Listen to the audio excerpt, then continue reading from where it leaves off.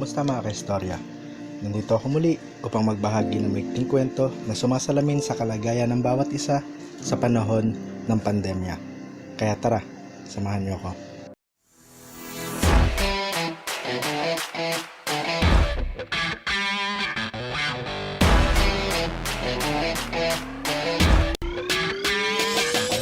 People say we're on the same boat in this pandemic. We are not. The reality is we are in the same ocean but not the same boat. Some are on yachts, others are on ship, sturdy, strong, and safe. But most of us on wooden boats.